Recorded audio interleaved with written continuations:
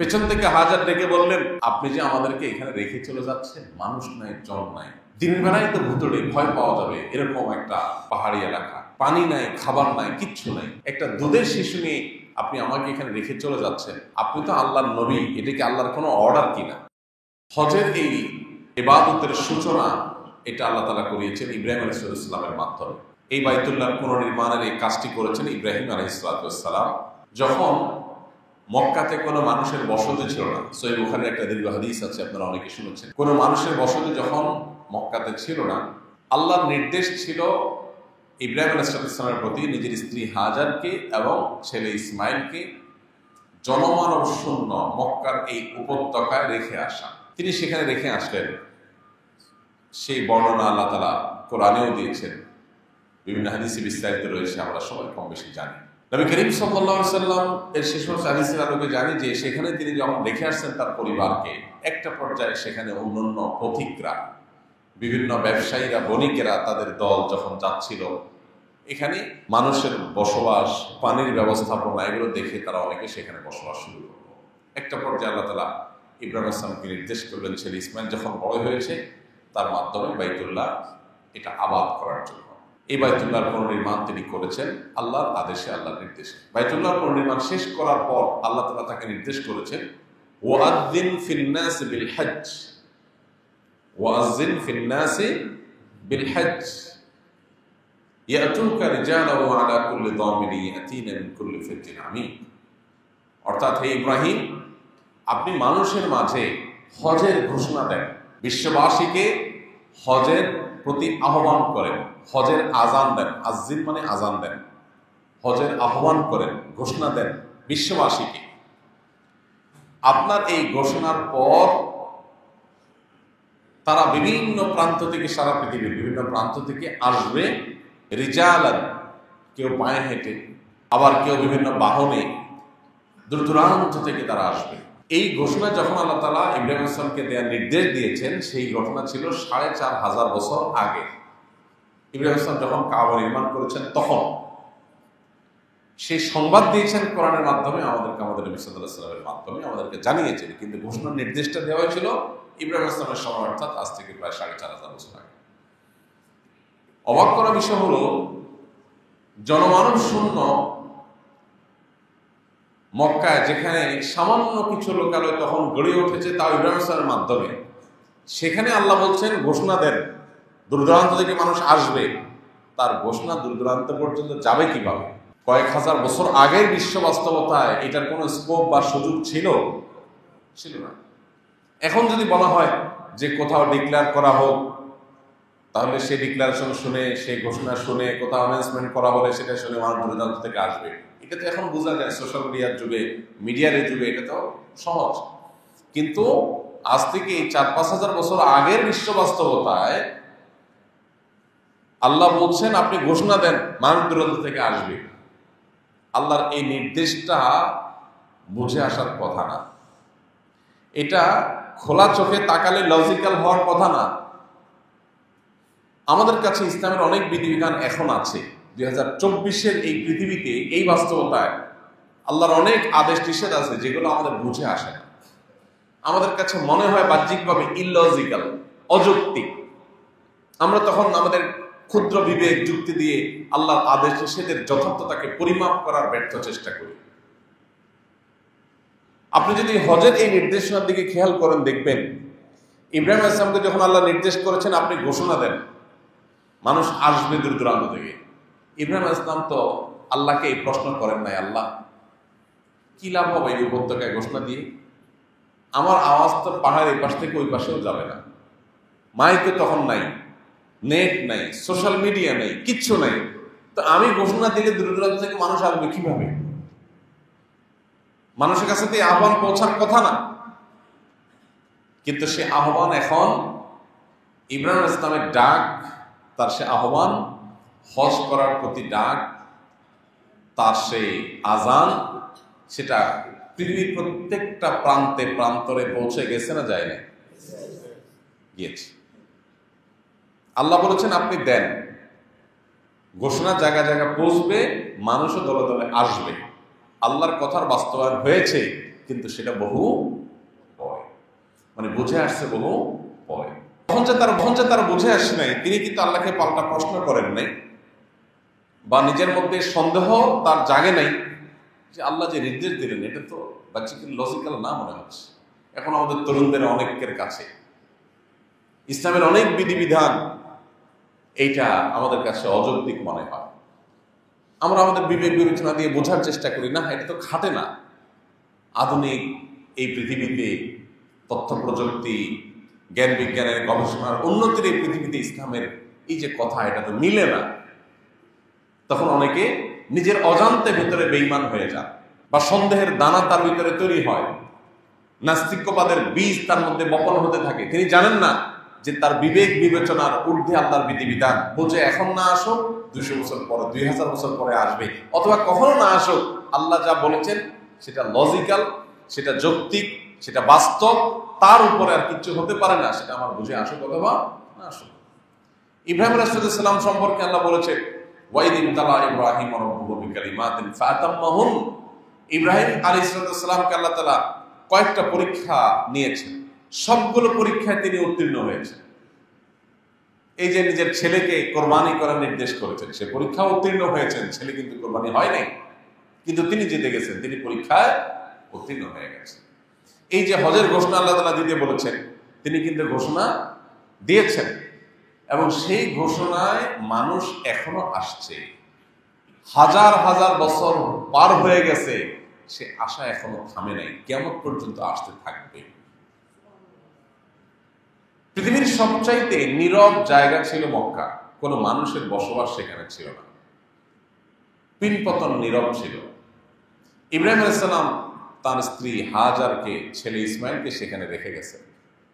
যখন তাদেরকে সেখানে রেখে যান, হাদিস আমরা সবাই জানি, হাজার আলাইহিস সালাতু সালাম দেখলেন স্বামী তাদেরকে ঘোড়া বা ওটের পিঠ থেকে নামিয়ে পাহাড়ের উপর রেখে চলে যাচ্ছে। পেছন থেকে হাজার ডেকে বললেন, আপনি যে আমাদেরকে এখানে রেখে চলে যাচ্ছেন, মানুষ নাই, জন নাই, দিনের বেলায় তো ভুতুড়ে ভয় পাওয়া যাবে এরকম একটা পাহাড়ি এলাকা, পানি নাই, খাবার নাই, কিচ্ছু নাই, একটা দুধের শিশু নিয়ে আপনি আমাকে এখানে রেখে চলে যাচ্ছেন, আপনি তো আল্লাহর নবী, এটা কি আল্লাহর কোনো অর্ডার কিনা জানতে চেয়েছেন মা হাজার। ইব্রাহিম আলাইহিস সালাম পেছনে ফিরে তাকান নাই। তাকাইলে বাচ্চার মুখের দিকে তাকাইলে, স্ত্রীর মুখের দিকে তাকাইলে মায়া লেগে যাবে, আল্লাহর নির্দেশ বাস্তবায়ন করতে পারবেন না, পরীক্ষা ফেল হয়ে যাবে। যেদিকে আসেন ওদিকে তাকিয়েই শুধু মাথা নাড়ালেন, হ্যাঁ আল্লাহর নির্দেশ। তখন হাজার ইসলাম নিশ্চিন্ত হয়ে গেছেন, আল্লাহর নির্দেশ হলে আর টেনশন নাই, আপনি যান। চলে গেছেন তিনি। সেই যে একজন মা, একটা দুধের শিশু, জনমানব শূন্য একটা জায়গায় তারা বসবাস করেছে, তাদের থেকে পানি নাই, বাচ্চার পিপাসা, পাগল হয়ে যাচ্ছে চিৎকারে, মায়ের দুধ শুকিয়ে আসছে, পানি নাই, খাবার ছাড়া থাকা যায়, পানি ছাড়া তো থাকা যায় না। ছুটোছুটি করলেন সাফা পাহাড় থেকে মারওয়া। এই সাফা পাহাড়কে আল্লাহ বলেছেন, ইন্না সাফা ওয়াল মারওয়াতা মিন শাআইরিল্লাহ। এই সাফা এবং এই মারওয়া এগুলো সাধারণ কোনো পাহাড় নয়, এগুলো আল্লাহর কুদরতের নিদর্শন। এই সাফা পাহাড় পৃথিবীর ইতিহাসের বহু ঘটনার সাক্ষী। এই সাফা পাহাড় এখানে রেখে গেছেন ইব্রাহিম ইসলাম তার স্ত্রী হাজার ও ইসমাইলকে। তখন সাফা পাহাড় থেকে দৌড় দিয়ে তিনি বাচ্চাকে রেখে মারওয়া পাহাড়ে চলে গেছেন পানি তালাশ করার জন্য, কারণ এই দুইটাই উঁচু জায়গা ছিল। তখন উঁচু জায়গা থেকে দেখেন আশপাশে পানি আছে কিনা, নাই, কোথাও নাই। সাফায় দাঁড়িয়ে দেখেন নাই, দৌড় দিয়েছেন মারওয়ায়, মারওয়া দেখছেন নাই, আবার সাফায় এসে দেখছেন এখানে নাই, আবার মারওয়া। এভাবে সাফা টু মারওয়া 7 বার আসা যাওয়া করেছেন। এখন আমাদের হজের পাঠ হয়ে গেছে সেটা। তো তিনি যে বারবার গিয়েছেন, পানি পান নাই, আশা ছাড়েন নাই, নিরাশ হয়ে যান নাই, বেঈমান হয়ে যান নাই। আমরা বলে বলতাম এটা কোনো কথা, মানুষ নাই, জন নাই, এখানে রেখে যাওয়ার আল্লাহর নির্দেশ, আল্লাহর এরকম ইলজিক্যাল নির্দেশ কিভাবে করে, আমরা আল্লাহরে নিয়ে প্রশ্ন তুলতাম। তিনি মেনে নিয়েছেন, ছেলের জীবন যায়, নিজের জীবন যায়, ঈমান হারায় নাই। যদি মৃত্যু এসে যায় তাহলে আল্লাহর ফয়সালা, এর মধ্যে কল্যাণ আছে। এটা ছিল ঈমানের পাওয়ার তাদের। এরপরে আল্লাহ তাআলা সাফা মারওয়ার মধ্যবর্তী জায়গায় জমজম কূপের ব্যবস্থা করে দিয়েছেন। আজও পর্যন্ত সেই জমজম কূপের পানি মক্কাতে 30-40 লক্ষ মানুষ এভারেজে সারা বছর পান করেছে। সেখান থেকে লাইন দিয়ে পাইপ দিয়ে লাইন নিয়ে মদিনাতে মসজিদে নববীতে হাজার হাজার লক্ষ লক্ষ মানুষ সারা বছর পান করছে, সারা পৃথিবীতে মানুষ নিয়ে যাচ্ছে, একটা কুয়ার পানি শেষ হচ্ছে না। এবং সেটা 200-400 বছর না, 4500 বছর ধরে। হজে যদি কেউ চোখ নিয়ে যায়, চোখ চর্ম চোখ না, অন্তর চোখ, এটা নিয়ে যদি কেউ যেতে পারে, সে ইমানদার হয়ে ফিরে আসবে, তার ইমানের ভেতরটা জেগে উঠবে, সে প্রতিটা পদে পদে আল্লাহর কুদরতের নিদর্শন দেখতে পাবে। আল্লাহ তাআলা সেটা রেখেছে। তো হাজার এবং ইসমাইল আলাইহিসসালামকে নিয়ে জনমানব শূন্য ভুতুড়ে পাহাড়ি উপত্যকায় পানি নাই, খাবার নাই, সেখানে রেখে ইব্রাহিম ইসলাম চলে আসছেন। দেখেন, সবচাইতে অনাবাদী জায়গা পৃথিবীর সকল প্রান্তের যত শহর নগর গ্রাম বসতি মানুষের আছে, এর মধ্যে একমাত্র নগরী মক্কা মুকাররমা, যেটা 24 ঘন্টা সড়ক থাকে। একসময় যেখানে কোনো মানুষই ছিল না, এখন মানুষ আছে তো আছে, এমন থাকা আছে যে এখানে 24 ঘন্টা শহর জেগে থাকে। আপনি পৃথিবীর অনেক বড় বড় পর্যটন নগরীতে গেলে সেখানে দেখবেন রাতভর মানুষ জেগে আছে, ফুর্তি করছে, আনন্দ বিনোদন করছে, হই হুল্লোড় করছে, তারা বিভিন্ন রকমের উৎসব করছে, কিন্তু সকাল থেকে সব পিনপতন নীরব, সবাই ঘুমাচ্ছে। দিনের বেলা যদি কোনো শহর খুব বেশি সরগরম থাকে, দেখবেন রাতের বেলা সে শহর ঘুমিয়ে পড়েছে।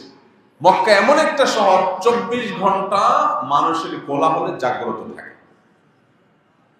হাজী সাহেবরা অনেকে প্রস্তুতি নিয়ে যান যে একটু নিরিবিলি তওয়াফ করব। নিশ্চয়ই রাত 12টা 1টা 2টার দিকে প্রথম যারা হজে উমরা যায়, চিন্তা করে যে রাত 2টার দিকে তো আর মাতাফে লোক থাকবে না, সবাই তো হোটেলে ঘুমাবে। তো উনি চুপে চুপে হোটেলে বসে থাকেন, এসে নজরে খেয়ে দিয়ে একদম হাতা গোছায় বসে থাকেন যে আল্লাহর নাম নিয়ে 2টার দিকে যাব, খালি পাবো, একদম ডাইরেক্ট পাথর চুমা দিয়ে দেব। হাজী সাহেব 2টার দিকে ঢুকতে যায়, দেখে হায় হায়, ঠেললে ঠেলা যায় না, লাখ লাখ মানুষ আছে।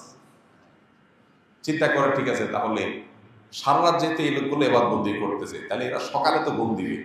ফজরের পরে হাজী সাহেব বসে থাকে, এরশাকের নামাজ পড়ে 7টা 8টার দিকে লোকজন সবাই ঘুমায় যাবে, নাস্তা টাস্তা খেয়ে সারা রাত এবাদবন্দি করছে, তাইলে তখন আমি ফাঁকা পাবো, তখনও যায় দেখে লাখ লাখ মানুষ। পৃথিবীর আরেকটা শহর আপনি দেখাতে পারবেন না এইরকম 24 ঘন্টা সমান সড়ক, শুধু হজের সিজনে না, শুধু রমজান মাস না, 12 মাস। যে শহর সবচেয়ে অনাবাদ ছিল, আল্লাহ সেটাকে সবচেয়ে বেশি আবাদ করে দিয়েছে। যেখানে কোনো মানুষ ছিল না, সেটা সবচেয়ে বেশি মানুষের কোলাহলের কেন্দ্র করে দিয়েছে। এবং কোরআনে আল্লাহ তাআলা বলেছেন ইব্রাহিম আলাইহিস সালামকে, ইব্রাহিম ইসলাম দোয়া করেছেন আল্লাহর কাছে, আল্লাহ এই শহরকে এমন করে দেন যে মানুষের অন্তরগুলো যেন এই শহরের প্রতি টান অনুভব করে। আয়াত যেন কি আছে আবুসাবরা, আফইদাতান নাসি তাহবি ইলাইহি ওয়াজআল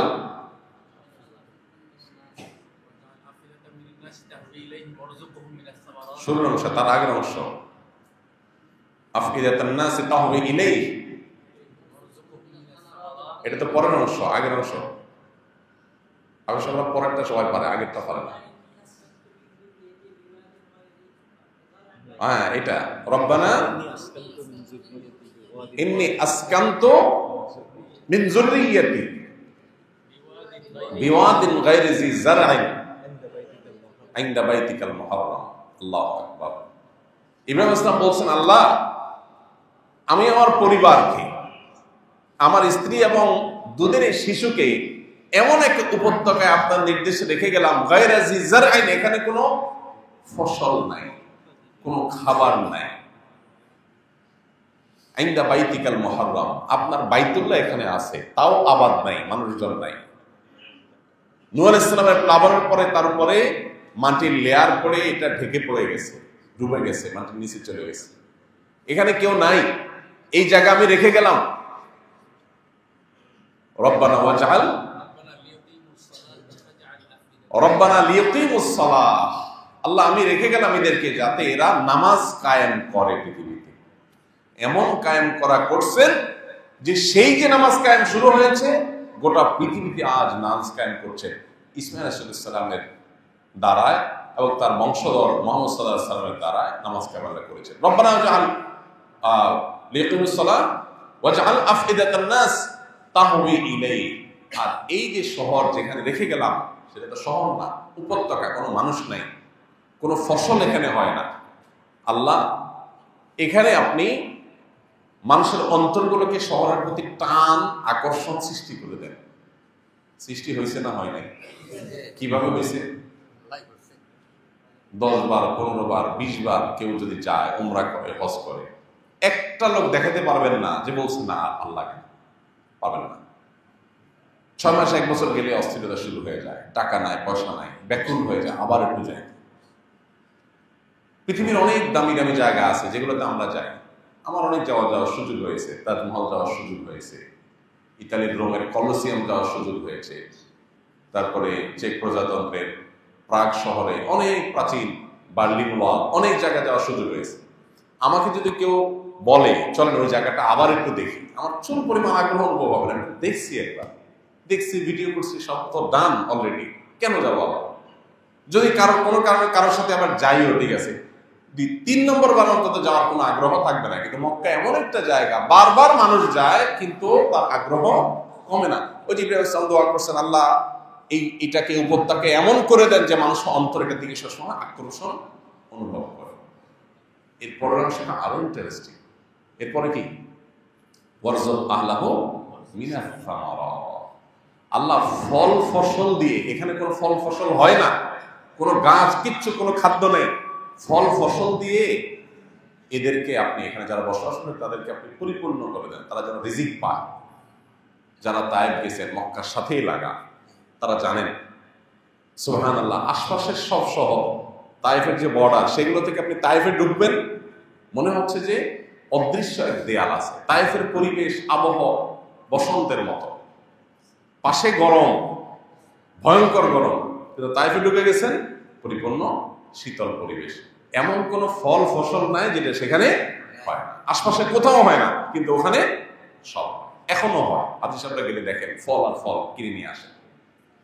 দোয়া করে গেছেন 4500 আগে ইব্রাহিম আলাইহিস সালাম। কোরআন সে আয়াত আছে। এই জন্য ভাই, কোরআনের প্রত্যেকটা আয়াতের কুদরতের সাক্ষী যদি আপনি হতে চান, আপনাকে হজ করতে হবে। আল্লাহ আমাদের সেভাবে অন্তর্চক্ষু নিয়ে হজ সম্পাদন করার তৌফিক। কোরআনের প্রত্যেকটা আয়াতের কুদরতের সাক্ষী যদি আপনি হতে চান, আপনাকে হজ করতে হবে। আল্লাহ আমাদের সেভাবে অন্তর্চক্ষু নিয়ে হজ সম্পাদন করার তৌফিক দান।